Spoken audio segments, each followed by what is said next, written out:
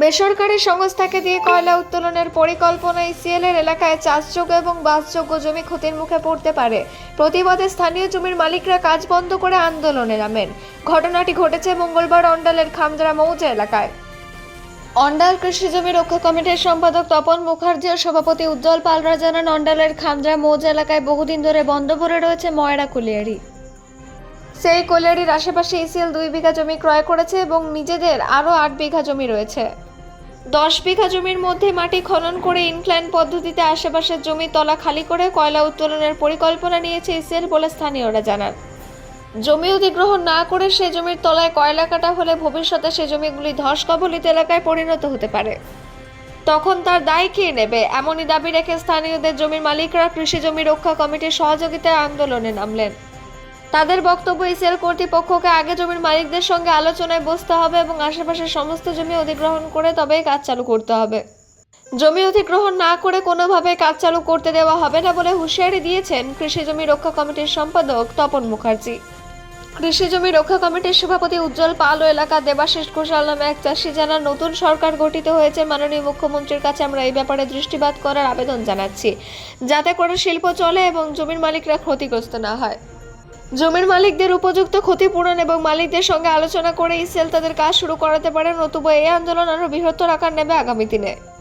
জমির মালিকদের আন্দোলনের ফলে মাটি খোঁড়ার কাজ করতে আসা মেশিন বন্ধ করে দেওয়া হয় এবং যে সকল গর্ত খোঁড়া হয়েছে অবিলম্বে সেই গর্ত বুঝিয়ে ফেলতে হবে, নতুবা বর্ষায় সেই গর্তে জল জমে যদি কোনো দুর্ঘটনা ঘটে তাহলে দায়ী ইসিএলকে নিতে হবে বলে জানান আন্দোলনকারীরা। তারা এখানে কি করেছে, যদিও এই ব্যাপারে ইসিএল এর তরফে কোনো প্রতিক্রিয়া পাওয়া যায়নি। 8 বিঘার মতো জমি ইসিএল এর অন্ডাল থেকে অজিত মিশ্রের রিপোর্ট, 10 বিঘাকে নিয়ে মুখটা কেটে তলে তলে বলছে গোটাটাই আমরা কয়লা কেটে নেবো। একটা প্রজেক্ট চালাবে 10 বিঘা জায়গা নিয়ে, এবং আমাদের এখানে প্রচুর জায়গা আছে, কিছু জায়গা আছে যেগুলো হচ্ছে বাস্তু দিয়ে করা।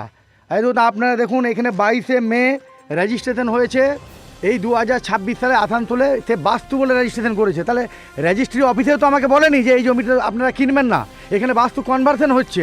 সামনে মসজিদ আছে, শ্মশানঘাট আছে, কলেজ আছে সামনে। এনারা বক্তব্য হচ্ছে মুখটা ঢুকে তলটাতে গোটায় কয়লা কেটে নিয়ে আমরা বেরিয়ে চলে যাব। আমাদের বক্তব্য হচ্ছে আমাদের সাথে আলোচনা করে বসে জমির একটা শিডিউল রেট করতে হবে, সেই রেট সবাইকে দিতে হবে, এলাকার বেকার ছেলেদেরকে চাকরি দিতে হবে, এবং তার সাথে পানীয় জল এবং ধস প্রবণিত এলাকা হলো তাদের যে কি কম্পেনসেশন দেবে সমস্ত দায়িত্ব যদি নিয়ে করে তবে আমরা শিল্প করতে পারবো। নচেত এখানে আমরা মাইন্স করতে দেবো না, গায়ের জোরে কোনো জমি অধিগ্রহণ করতে আমরা দেবো না। আমার নাম উজ্জ্বল পাল, কৃষি জমি রক্ষা কমিটির প্রেসিডেন্ট। আজকে আমরা এসেছি, আজকে আমরা আসার কারণ হচ্ছে হঠাৎ আমরা খবর পেয়েছি ইসিএল কোনো মানুষকে না জানিয়ে বা কোনো কোম্পানিকে দিয়ে আমাদের এখানে চাষের জমি আছে সেই জমিগুলোকে জেসিবি নামিয়ে কাটার চেষ্টা করছে। কিন্তু ইসিএলে যে চাণকের ভিতরে অলরেডি রায়ত জমি আছে, যে জমি আজকে ইসিএল 50 বছরও ক্রয় করেনি, অথচ ইসিএল কোনো অবস্থায় সেগুলোকে জবরদস্তি নিজের আন্ডারে রেখেছে।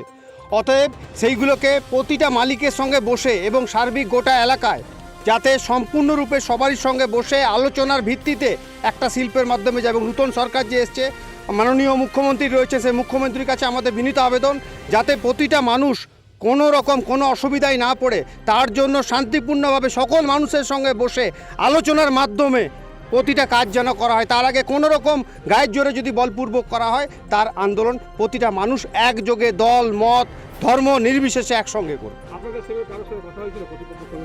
না, আমাদের কারোর সঙ্গে আজ অবধি কথা হয়নি এবং কথা বলা তারা প্রয়োজনও মনে করেনি।